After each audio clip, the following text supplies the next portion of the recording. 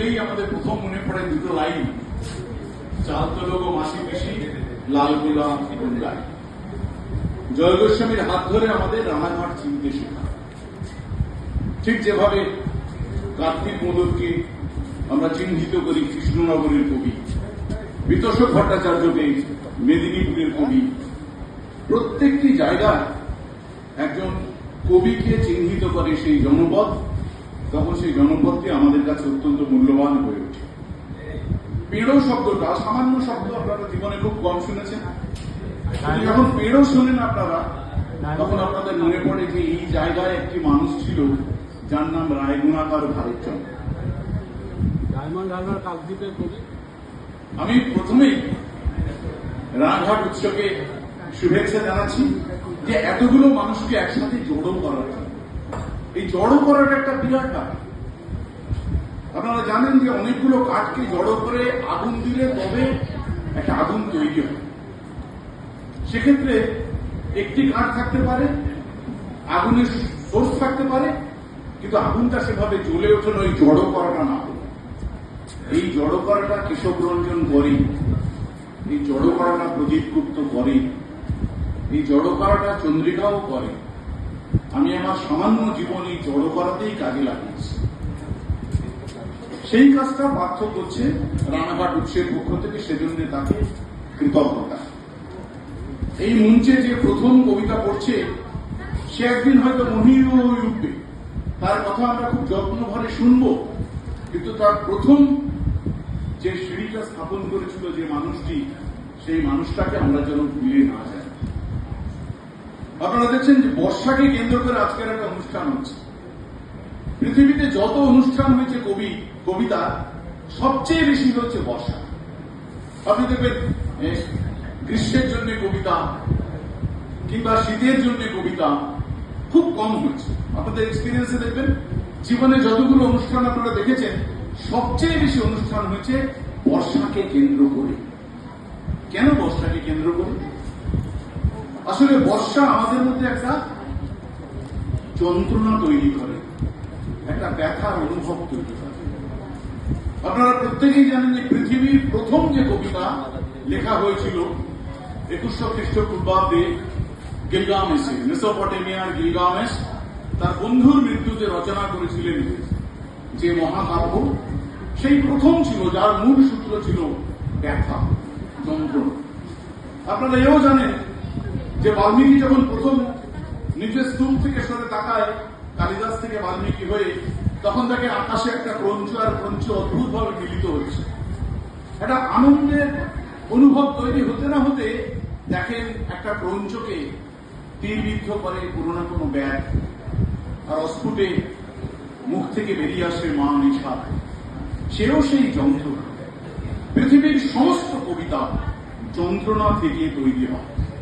আপনারা যারা মানিক বন্দ্যোপাধ্যায়ের ঐতিহাসিক পড়েছেন, সেখানে দেখবেন পাঁচির সঙ্গে যখন বিয়ে হচ্ছে, তখন যার বিয়ে হচ্ছে সে বলছে, পাঁচি তোকে বিয়ে করবো, তুই শুধু পায়ে ঘাটা সারিয়ে দেয়, তোর পায়ে এরকম একটা ঘা, রক্ত বেরোয়, যেন খারাপ লাগে, ওটা সারিয়ে ফেললে তোকে বিয়ে করতে আমার ভালো লাগে। পাঁচি বলে, অসম্ভব, যেদিন তুই ছেড়ে দিবি সেদিন এই ঘাও কোথায় পাবো, কে আমারে ভিক্ষা দেবে?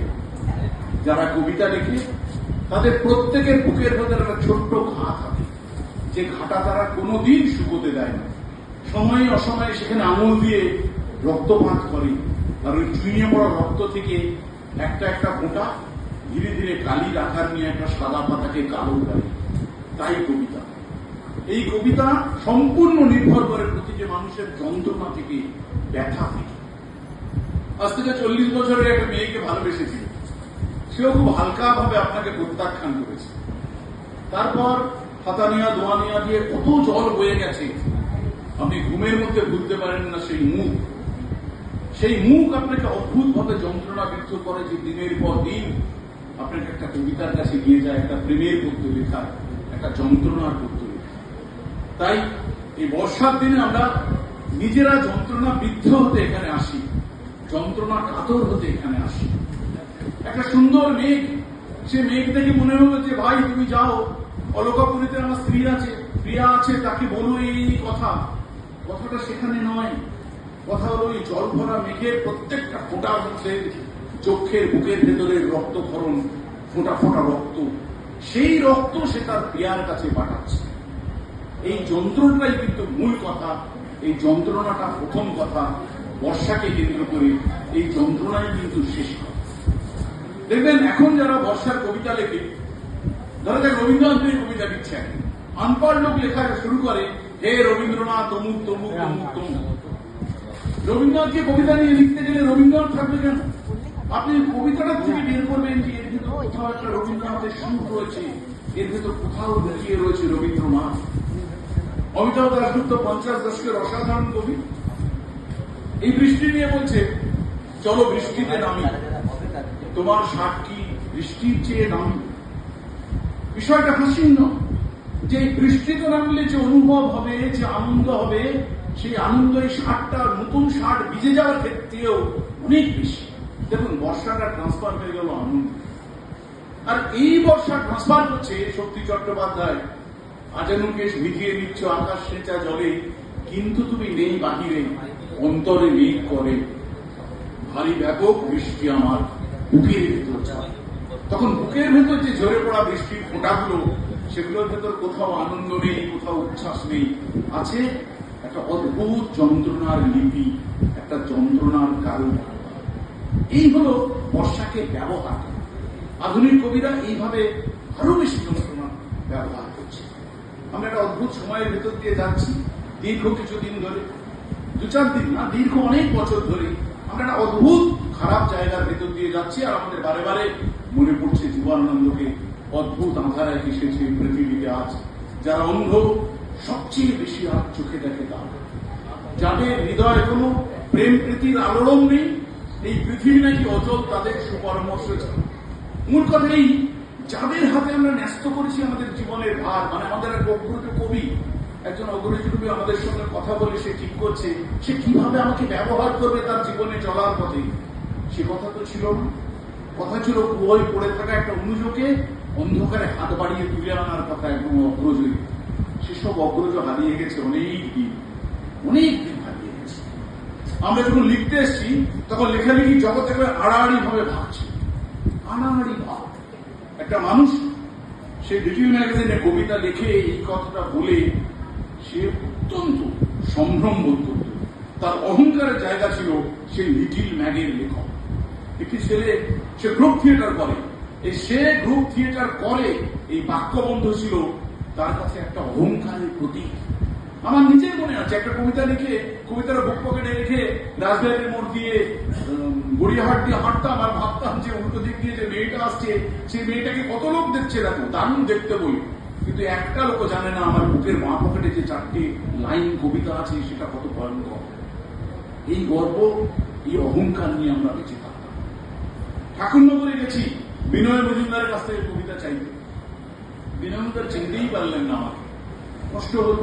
অমরেন্দ্রকে বললো যে 4টি লাইন লিখে দাও, তখন তিনি বোঝেন না কে মানুষ কে মানুষ নয়। কিন্তু আমাদের সমস্ত কনসেন্ট্রেশন সুনীল গাঙ্গুলির ওপর নয়, শঙ্খ ঘোষের ওপর নয়, আমাদের কনসেন্ট্রেশন হলো ওই বিনয় মজুমদার যে গৌরবকে পা দিয়ে মারিয়ে যায়, যে মানুষটা পারে যে কোনো জিনিস পাওয়ার আকাঙ্ক্ষাকে দুপায়ে গলে যেতে, সেই মানুষটা আমাদের হিরো ছিল। আর আমরা এখন ক্ষমতার দিকে ধাবিত হই, কে দয়া করে 2টো লাইন লিখে দেবে সে আমার হয়ে, কে আমাকে 2টো মঞ্চ দেবে, তার পায়ের কাছে বসে থাকতে আমাদের এতটুকু বাধে না। আমাদের ভাগ্য ভালো, 8-এর দশকে যখন আমরা লেখালেখি শুরু করেছিলাম সেটা ছিল আমাদের এই অহংকারের সময়। বিভিন্ন একটা কবিতা দিলেন, বুক পকেটে নিয়ে ফিরছি ট্রেনে, ট্রেনে কি আর ফিরতে পারি, খালি মনে হচ্ছে বুকের বাঁদিকে অ্যাটম বোমা আছে, একটু করে খুলছি আবার ঢুকিয়ে দিচ্ছি, খুলছি ঢুকিয়ে দিচ্ছি। যখন 2 স্টপে বাকি আছে ঢুকতে শিয়ালদায়, আস্তে আস্তে খুলেছি পাতাটা, দেখি পাতাটা খুলে দেখি একটা লাইন লেখা, বিশেষ্য সর্বনামটি এসেছিল আমার ভূগোলে। আমার জীবনে কখনো এরকম সেন্টেন্স আমি শুনিনি, বিশেষ্য সর্বনামটি এসেছিল আমার ভূগোলে। এটা কি ভাষ্য, এটা কি ভাষা একজন কবি, বিশেষ্য সর্বনামটি এসেছিল আমার ভূগোলে। আমি দ্বিতীয় লাইনের দিকে এগোই, পৃথিবীর যে যে পথ দিয়ে আমি হেঁটে গেছি তার পাশে কচুরি পানার মতো ফুটে আছে আমাদের মুখ্য ছবিটুকু। এই বলেন বিনয় মজুমদার। আমরা বলে রোববার শঙ্খ ঘোষের বাড়ি গিয়ে বসি, আমরা মেন্ডেভিলা গার্ডেনে সুনীলদার কাছে গিয়ে বসি, যদি একটা কবিতা দেশে চেপে দিই। আমরা আলোক সরকারের কাছে গিয়ে বসিনি, আমরা পবিত্র মুখোপাধ্যায়ের কাছে বসিনি, আমরা একটু কষ্ট করে টিকিট কেটে বিনয় মজুমদারের কাছে গিয়ে বসিনি। এটাই আমাদের কষ্টের যন্ত্রণা। এই যন্ত্রণাগুলো বর্ষার দিনে ফিরে ফিরে আসে। এই বর্ষার দিন অনুভব করি ওই ফিরে আসা পুরনো যন্ত্রণাগুলো। আমরা তো গৃহ ভালোবাসি, কেন আধার বাঁধবো আধারের ভেতরে রেখে। যারা আছে মিশ্র পরিবার, তাদের সকলকে আমি বলি, ভাইজান ওমর সকল ভালোবাসার মতো ক্ষমতার দিকে এগিয়েও না।